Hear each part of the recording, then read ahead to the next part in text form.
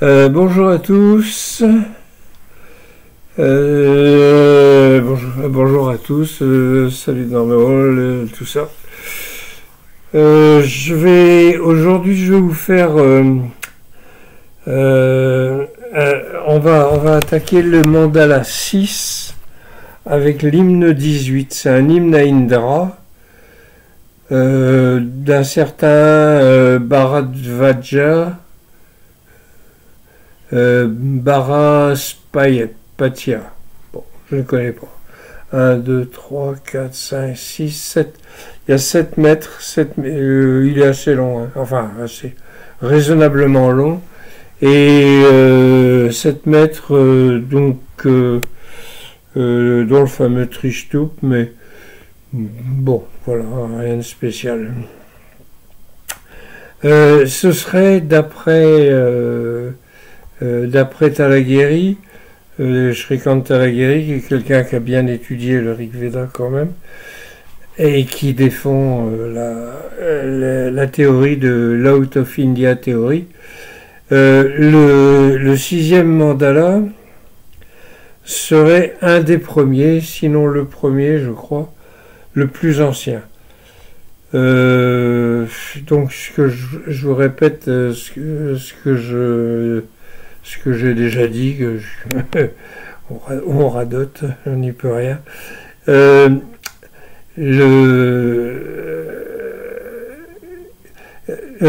Les hymnes anciens n'ont pas été écrits à ce moment-là, hein, au moment où il se passe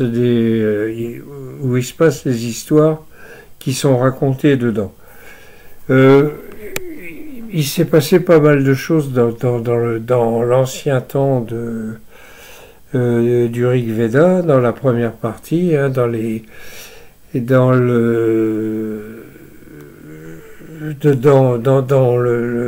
toute l'histoire du Rig Veda. Hein, ça dure au minimum, alors au grand minimum, 2000 ans, mais probablement plus. Donc forcément en 2000 ans il s'en passe des choses, et donc ça se termine par des villes construites, de la paix, des gens très bien, pas de problème, pas de guerre, pas trop d'inégalités, etc. Mais avant il y avait eu plein d'histoires qui étaient conservées sous forme de contes peut-être, ou de oui, de contes, oui. Et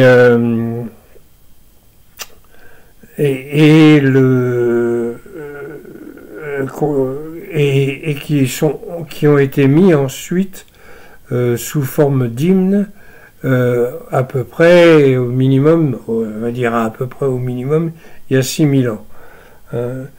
Tout ça parce que je l'ai déjà dit, on voit des détails qui font que ça peut pas être plus vieux. Bon, est-ce que à ce moment-là, au moment où se passaient ces événements, il parlait déjà le sanskrit, ou est-ce que c'était une langue qui était parlée à peu près par tout le monde dans le secteur Afghanistan, Pakistan, Inde, etc. Personne n'est capable de le dire, je crois. Et bon, ça n'a pas vraiment grande importance. Ce qui compte, c'est de savoir, c'est le message, c'est le but que ça a donné.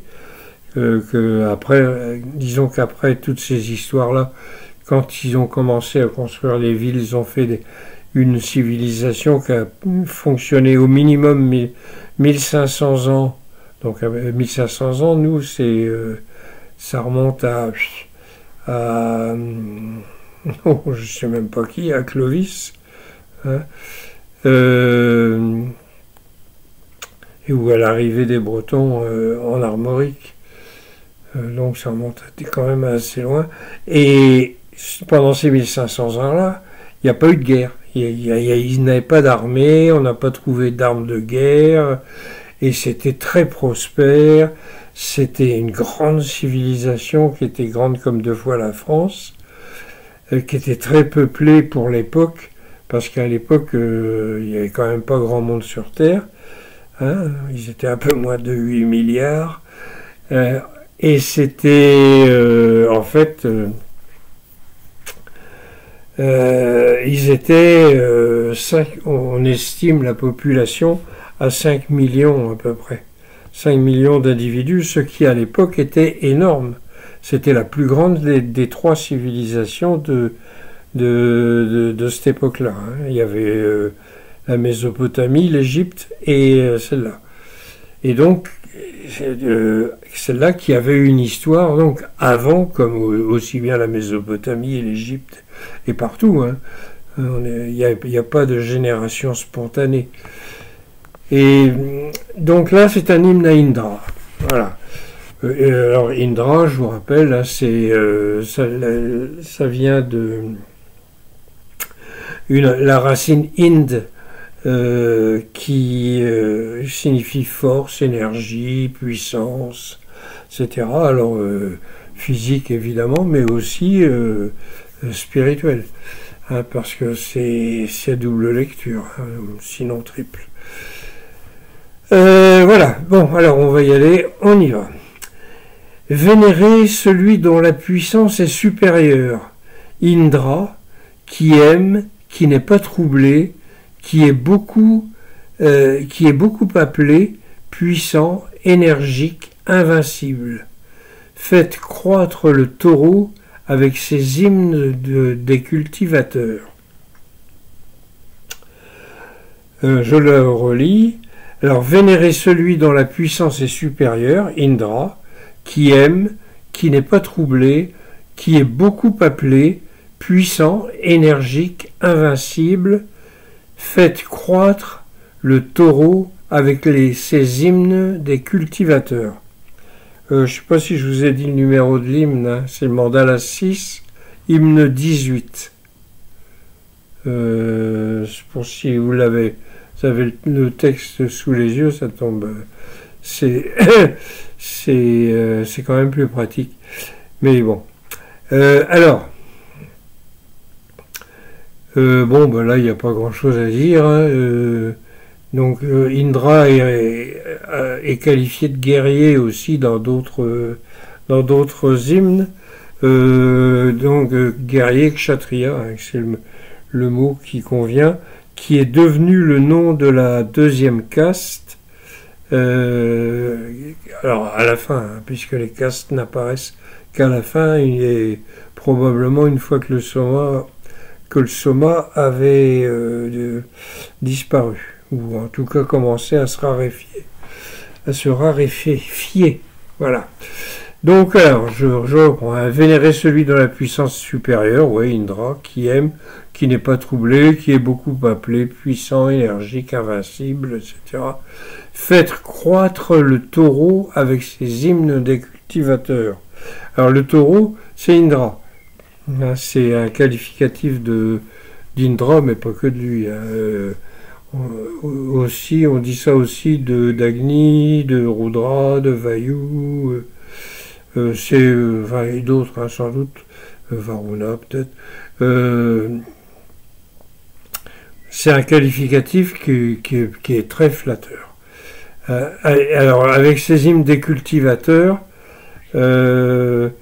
j'ai dû utiliser ce mot-là, cette traduction-là, parce que, bon, vous savez, hein, avec les racines multisignificatives, faut prendre, c'est pour ça que vous allez prendre 2 traductions du Rig Veda, vous n'en trouverez pas 2 qui sont les mêmes. Les racines sont multisignificatives. Là, j'ai pris celle d'origine. J'ai pris la signification d'origine, puisque, comme c'est un des plus vieux mandalas, j'essaye de rester le plus près du texte.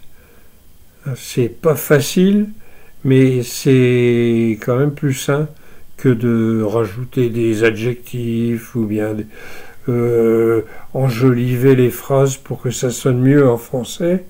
Moi, je me dis, si ça sonne pas très bien en français, je m'en fous, ou en anglais. Je m'en fous, c'est pas ça qui compte. Ce qui compte, c'est d'être le plus près du texte pour ne pas se mettre à raconter n'importe quoi. Voilà. Donc, alors, on continue. Hein, on continue. Lui, le guerrier puissant, ben voilà, le kshatriya, provoquant le tumulte, toujours sur la même route, celui qui blesse beaucoup, qui est honoré bruyamment, non, qui honore bruyamment le jus du troisième pressurage, qui bouge dans la vaste poussière des hommes, est devenu un humain ordinaire. Ah, oh ben dis donc. Alors, lui, le guerrier puissant, bon, ben ça, c'est normal, provoquant le tumulte, ouais, hein, surtout quand il se bat contre Vritra, oui. Toujours sur la même route. Là, c'est, bon, ben, il suit son chemin, hein.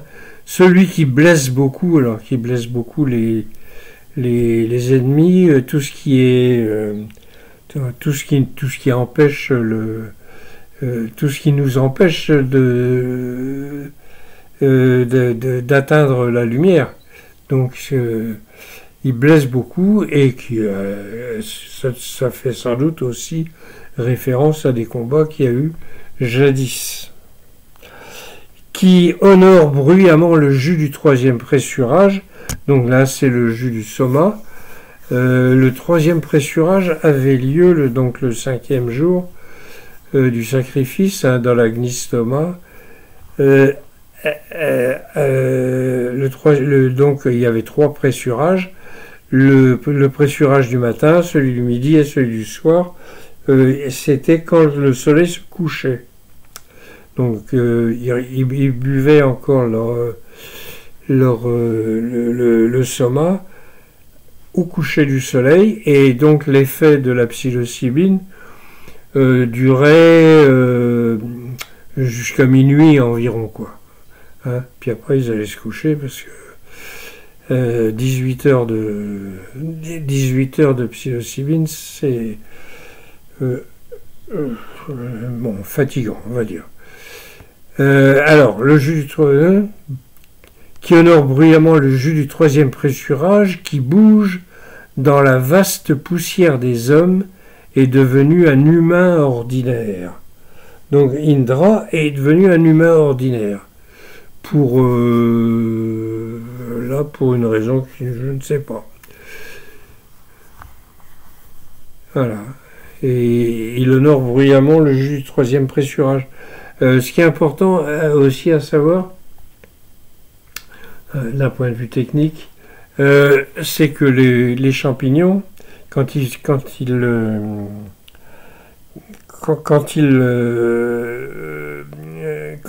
le dosait, si on veut appeler ça comme ça, ils alignaient sur une peau d'antilope noire, ils alignaient les champignons les uns à côté des autres comme ça, et après ils les mesuraient.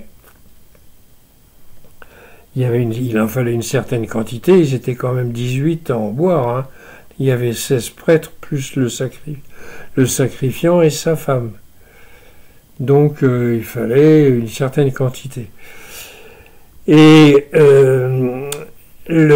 alors pour le premier pressurage, il prenait la moitié, et paf, ça décollait le matin. Et ensuite, la moitié qui restait était coupée en deux, donc une part pour le midi et une part pour le soir. Voilà. Donc lui, il parle du troisième pressurage. C'est pas le plus fort, mais comme ils en avaient pris pas mal avant, voilà. Hein, ça doit être... et puis la nuit arrive, c'est-à-dire que au troisième pressurage, comme c'est au coucher du soleil, la nuit arrive et enfin pour moi, hein, personnellement, C'est comme ça que j'ai ressenti. Il y a quand même une grosse différence entre faire l'expérience le jour et la nuit. La nuit, on est beaucoup plus... parce que quand on est dehors, sous les étoiles, qu'il n'y a pas de bruit, enfin, etc., c'est beaucoup plus facile de s'élever spirituellement que dans la journée. Ah, vous avez quand même des bruits, des vaches qui meulent, des gens qui passent, etc. Même si dans le sacrifice, tout était fait pour que ça se passe bien, quoi.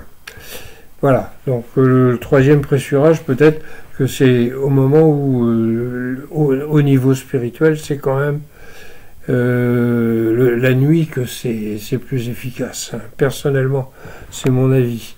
Mais bon, c'est pas forcément celui de tout le monde. Alors, on va passer au 3. C'est toi seul qui as calmé les Dasyus et qui as vaincu ces hommes pour l'Arya. Maintenant, es-tu vraiment un héros? L'es-tu vraiment pour ce combat, ô Indra? L'es-tu vraiment au bon moment? Dis-le. J'aime bien. Alors, c'est toi seul qui as calmé les Dasyus. Donc les Dasyus, c'est les ennemis. Et il y a des fois on dit qu'ils ont la peau noire, d'autres fois on ne le dit pas. Et d'après ce qui semble, c'est que c'était valable pour tout le monde. C'est-à-dire il n'y avait pas un peuple Dasyus, mais plusieurs peuples qui pouvaient être ennemis. Et on voit ça avec Shambhara, par exemple, qui était le roi des Dasyus, mais il y en avait plusieurs, probablement, dont certains à la peau noire, mais chez les Aryas aussi, chez les gens védiques, il y en avait il y en avait au moins un, en tout cas, c'est Krishna Angirasa, qui est un rishi, et Krishna, ça veut dire noir. Donc, il y a de fortes chances aussi qu'il y avait des... puisque c'était pas une question de... c'était pas une question de filiation, de naissance ou autre chose, c'était une question de pratique, de spiritualité, et donc c'est pour ça d'ailleurs que le védisme et ensuite l'hindouisme et autres se sont étendus partout sans combat. Hein. Il y a peut-être eu quelques combats qu'on retrouve dans le Ramayana par exemple, mais hein, entre le nord et le sud, mais c'est même pas sûr. Hein. Et puis enfin bon, peut-être. Bon, allez, je continue. Car tu es de haute naissance, alors je pense à la force, ô toi le plus fort, le plus rapide des rapides, le plus puissant des puissants, tu es plus fort que les puissants, invincible, tu es bien disposé.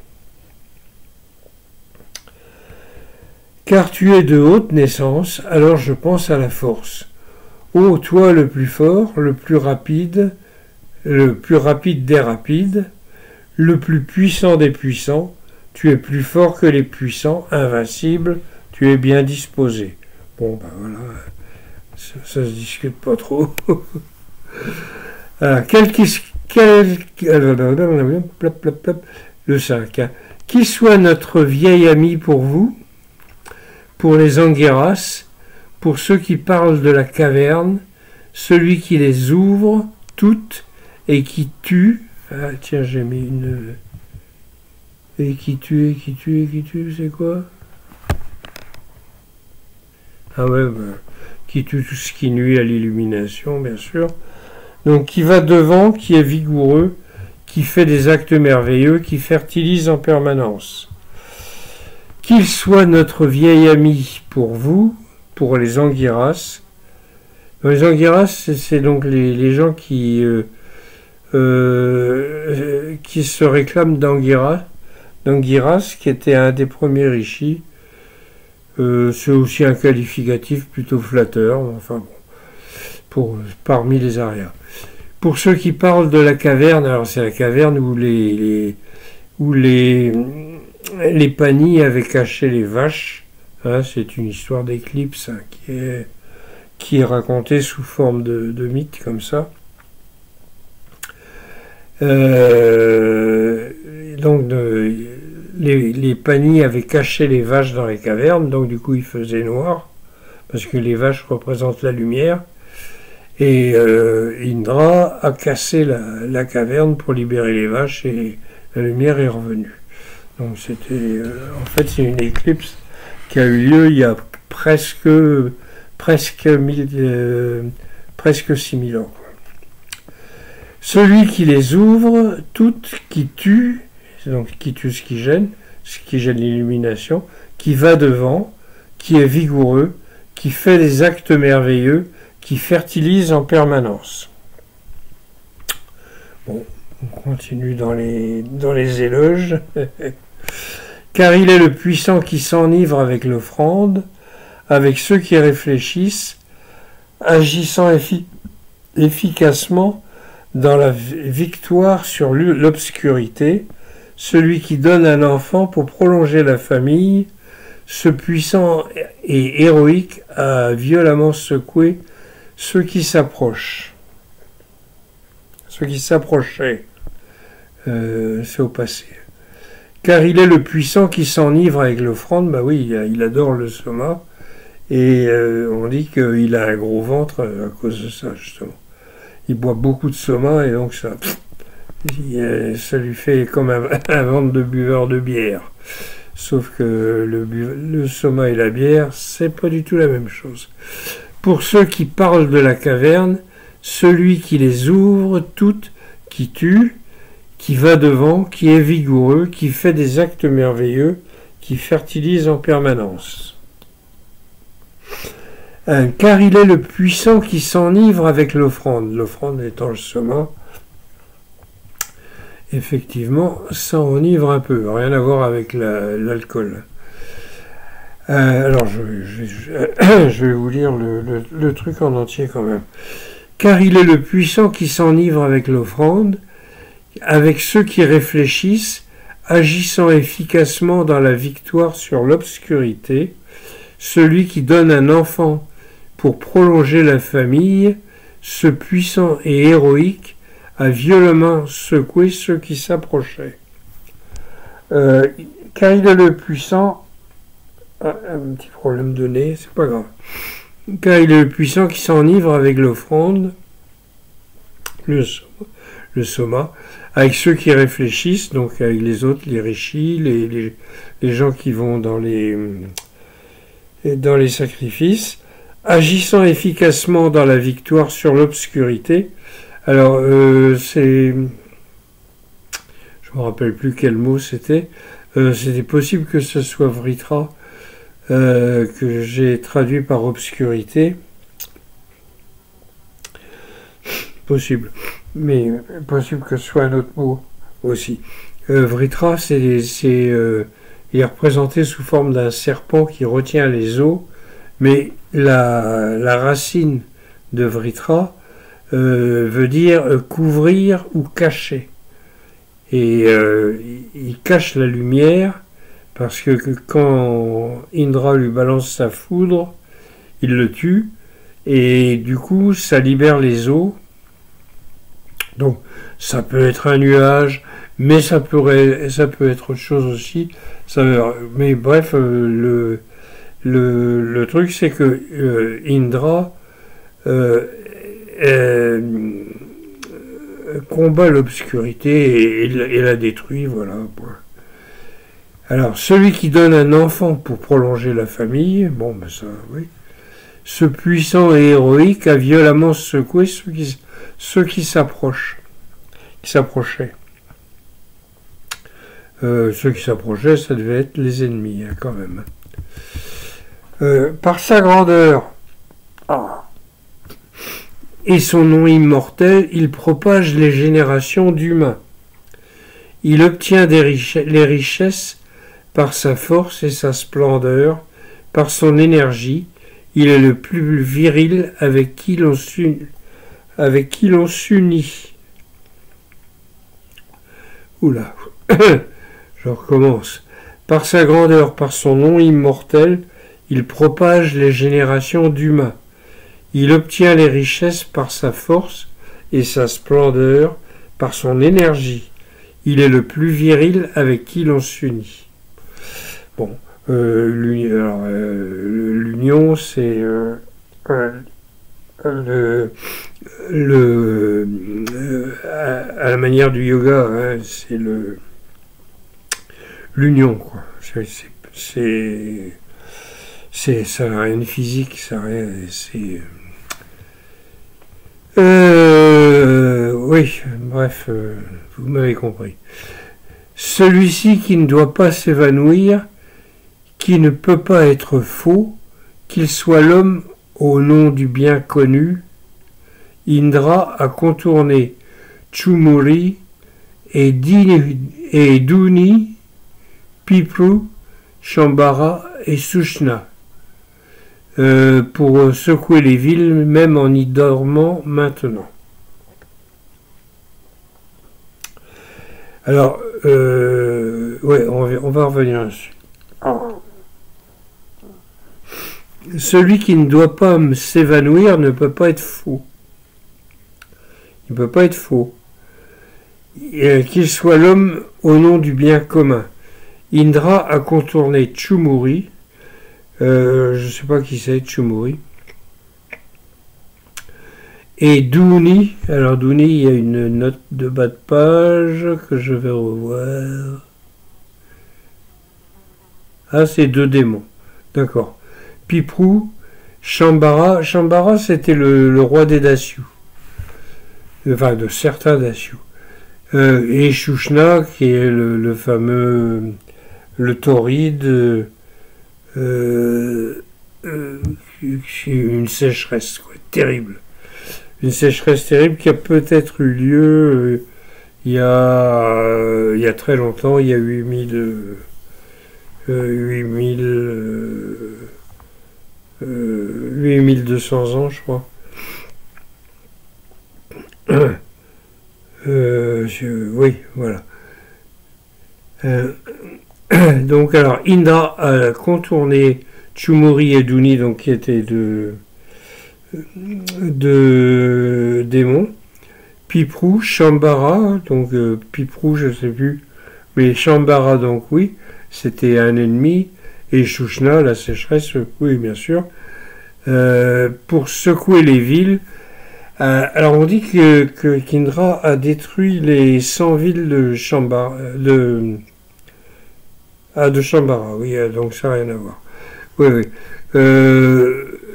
Le mot, là, habituellement, je le traduisais par place forte. Bon, bah là, je l'ai traduit par ville. C'est le mot Pura, hein, qu'on retrouve dans les noms des villes actuelles, comme Jaipur ou bien Udaipur, etc.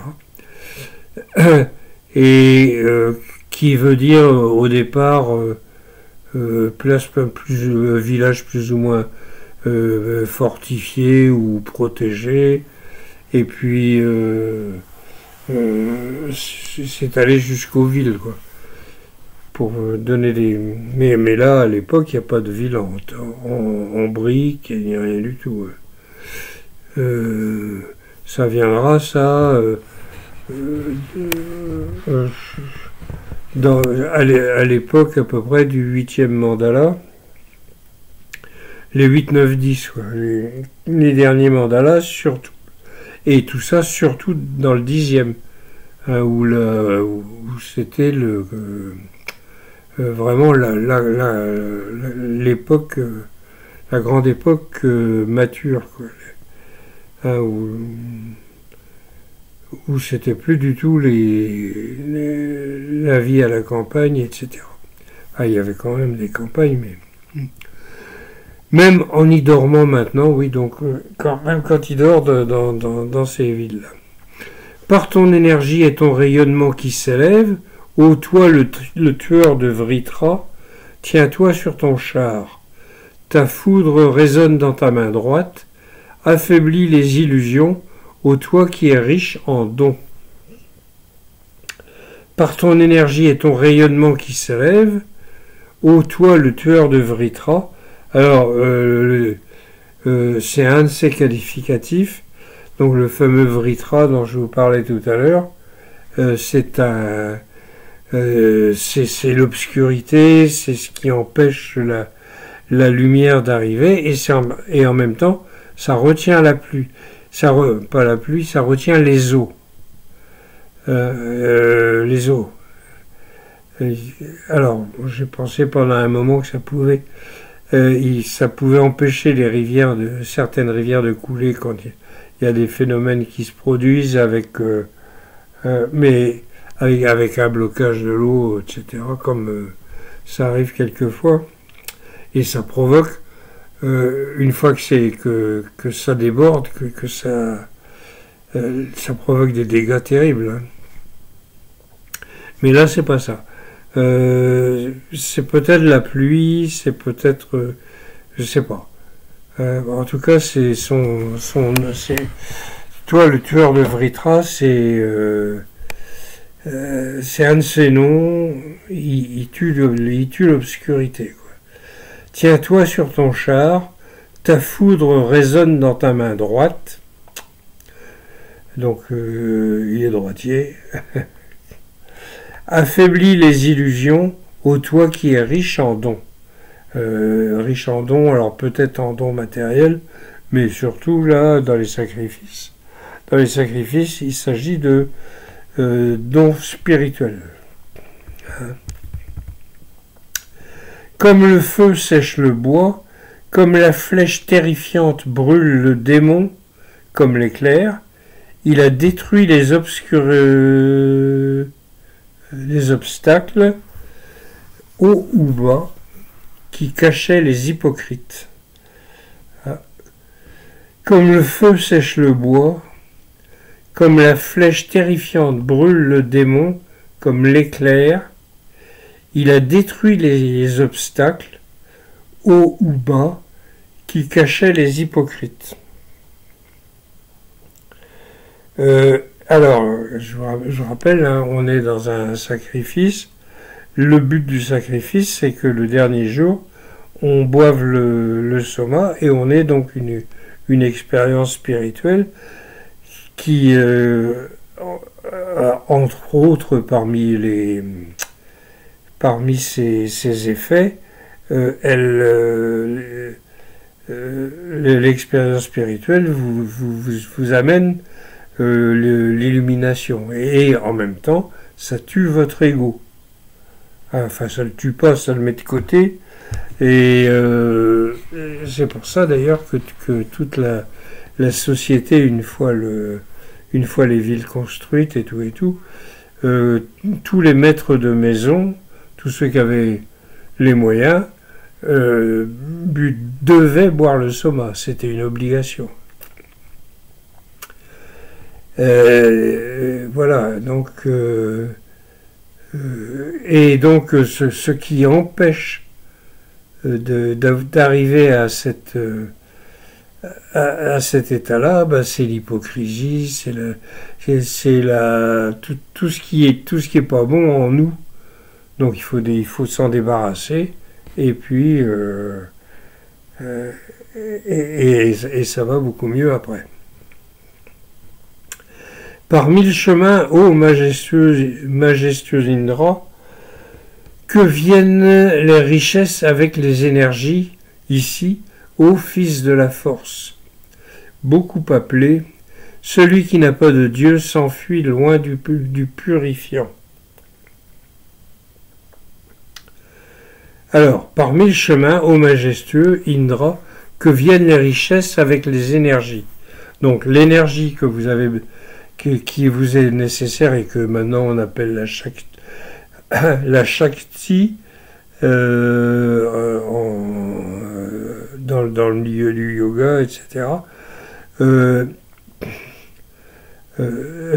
Ces énergies-là permettent d'élever l'esprit et d'obtenir les richesses spirituelles, c'est-à-dire la lumière, etc. Ô fils de la force, beaucoup appelé, celui qui n'a pas de Dieu s'enfuit loin du purifiant.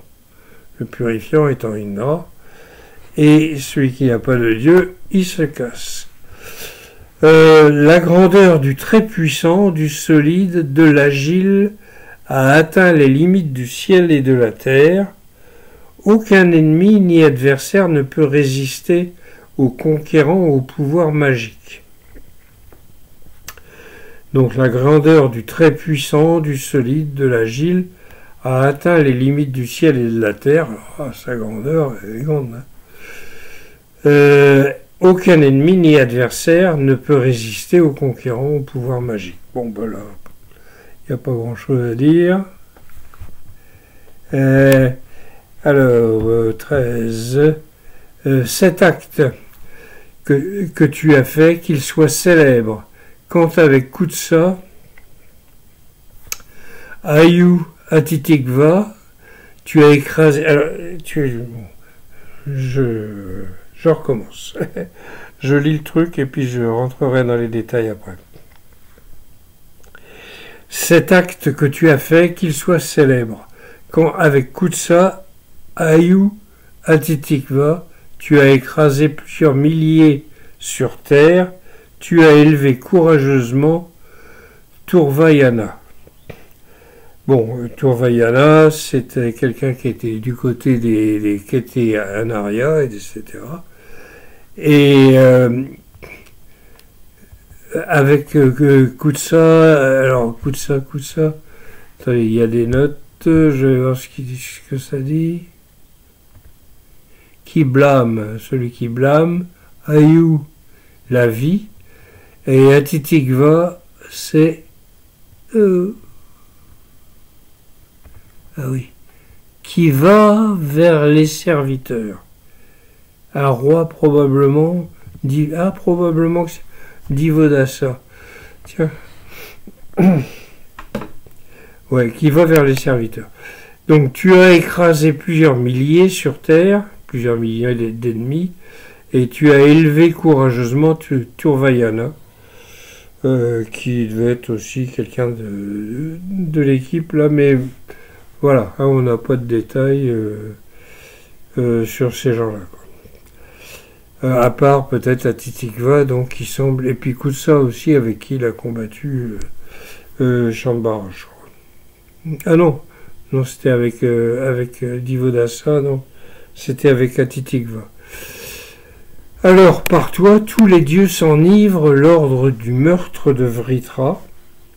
Ô toi, le plus grand sage des sages, là il a fait pour l'oppresser une grande place dans le ciel, comme dans le corps de l'homme quand il t'invoque. Il y a une note de bas de page, comme il le fait dans le corps. Oui, bon. Alors, par toi, tous les dieux s'enivrent lors du meurtre de Vritra.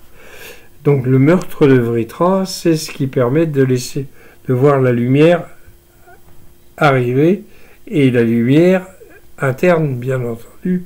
Donc, c'est l'illumination. Enlightenment, en anglais.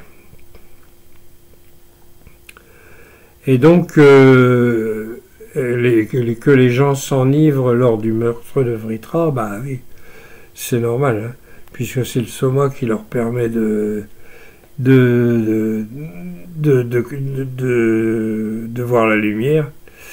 Donc, toi, le plus grand sage des sages, là, il a fait pour l'oppresser une grande place dans le ciel, comme dans le corps de l'homme quand il t'invoque. Le ciel, la terre et les dieux, c'est le dernier ça. Hein. Le ciel, la terre et les dieux abandonnent la place pour ta force, ô Indra. Fais, ô toi qui agis bien, ce qui n'est pas fait quand le mantra nouveau vient à toi par le sacrifice des hommes. Alors, qu'est-ce qu'il dit dans le sacrifice réalisé par les hommes? Ouais, d'accord.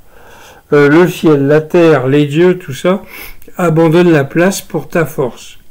Donc la force d'Indra prend toute la place.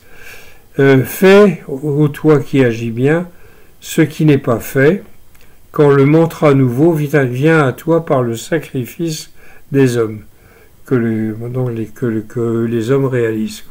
Alors le mantra, j'ai traduit le mantra par mantra, sans doute le mot brahmana, mais pas forcément. C'est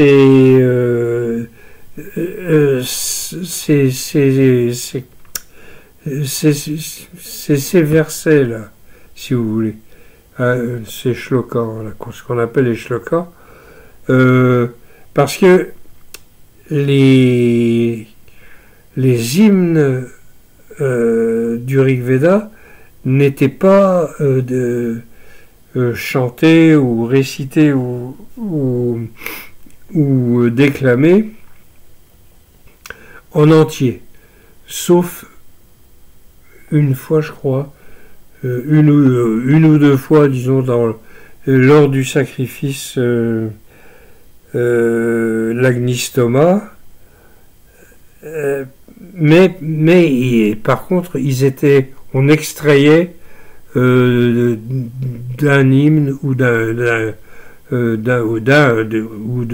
plusieurs hymnes tout un tas de versets qui étaient répétés. C'était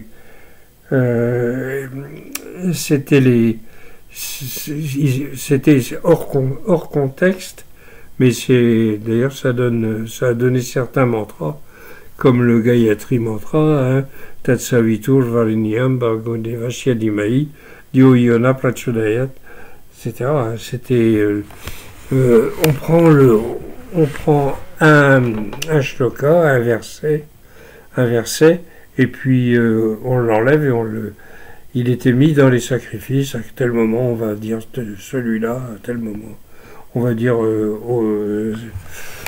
autre chose. Voilà. Bon, ben voilà. Ça, c'était donc le 6-18. Hein, c'est ça. Hop, oui. Le 6-18 à Indra. Alors, ah oui, alors, donc voilà. Là, je fais un petit truc, je vais vous dire quelque chose. Alors, voilà, le Rig Veda, ça c'est pour l'Inde. C'est vendu par Parimal. C'est Parimal Publication. C'est un éditeur indien avec qui je travaille pour l'Inde. Autrement, je fais en BOD. Ça y est, Book on Demand, c'est en auto-édition pour tout ce qui est français. Mais pour l'Inde, j'ai réussi à trouver quand même un gars. Et alors, vous voyez ce que ça donne. C'est couverture en dur, les lettres dorées, tout et tout. C'est vraiment très très avec jaquette et tout. Devinez pour combien? Ça revient à peu près à 19 €. J'en suis, quand je vois les prix qu'on est obligé de faire nous ici et qu'on paye, ben dis donc, c'est oui, c'est un peu raide. Alors aussi, alors la version anglaise de la civilisation des 7 rivières, c'est-à-dire donc de ce qu'on appelle nous la civilisation de l'Indus ou bien de l'Indus Sarasvati,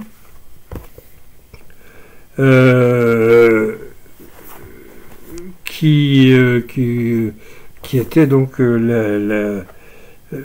qui était donc la civilisation qui allait avec le Rig Veda, mais la fin du Rig Veda. Hein, dire, ça a dû commencer à peu près au moment du 8e mandala, quand ils ont fait la paix entre après la guerre qu'il y a eu entre les 10 rois, hein, les rois qui se sont battus entre eux, enfin les peuples ariens, ils étaient 5, ils se sont révoltés contre un roi. Bon, alors la raison on la connaît pas, hein, parce que ils nous ont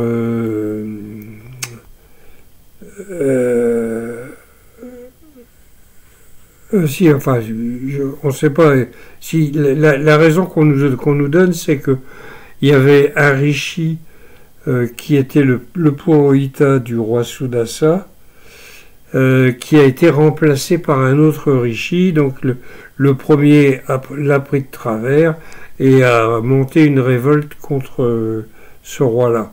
Bon, c'est peut-être pas la vraie raison, mais de toute façon c'est une explication qui a été donnée dans des textes qui sont venus bien après le Rig Veda. Mais ce qui est sûr, c'est qu'à ce moment-là, comme il a gagné Sudasa, comme il a gagné la guerre, ils se sont, plutôt que de se chamailler, etc., ils se sont unis et ils ont décidé de vivre, d'arrêter les conneries et de vivre paisiblement et pacifiquement. Je continue ma revue de bouquins. Alors là, ça c'est 7 ans sur la route, ça c'est moi, ça. Il y a une version en français aussi. Entre 67 et 74, en autostop à travers le monde, dont l'Inde, mais aussi l'Afrique, et beaucoup en Afrique aussi. Et bon, il y a des anecdotes, c'est pour les amateurs de choses comme ça. Ça c'est Parimal, donc le même qui publie le Rig Veda en dur. Là, bah voilà. Hein, donc c'est la civilisation des 7 rivières, c'est la même chose que dans le petit bouquin, sauf que c'est en grand, avec couverture en dur. Et là, ils le mettent, je sais pas combien ils vendent, 550 roupies. Ah, ça doit faire 7-8 euros. Aïe aïe, alors quand on voit les prix qu'on paye nous. Et il y a donc ça, pour ceux qui ne peuvent pas avoir les bouquins indiens, parce que le problème des bouquins indiens, c'est que ça marche très bien en Inde. C'est pas cher. Et les livraisons sont gratuites, en plus. Bon, mais c'est uniquement en Inde. Alors, si vous voulez commander des bouquins en Inde, vous allez avoir beaucoup de mal, parce que c'est surtout des livraisons à l'intérieur de l'Inde. Donc il y a une autre édition donc du Rig Veda, hein, vous voyez l'épaisseur. Ça c'est en anglais, bien sûr, et c'est soit vous pouvez le trouver sur mon site, là vous avez le lien, vous cliquez dessus, soit on le trouve sur Amazon.com, mais pas sous cette forme-là. Il a une autre gueule. Mais bon, c'est à peu près la même chose. Il y a peut-être quelques nuances à l'intérieur, mais voilà. Donc je vous souhaite une bonne soirée, une bonne journée, bonne soirée, bonne nuit. Je ne sais pas, en fonction de de ce que vous avez à faire. Et puis je vous laisse là jusqu'à la prochaine fois. Et je vous dis à tous, Kenao, Kenahuas, et à la prochaine.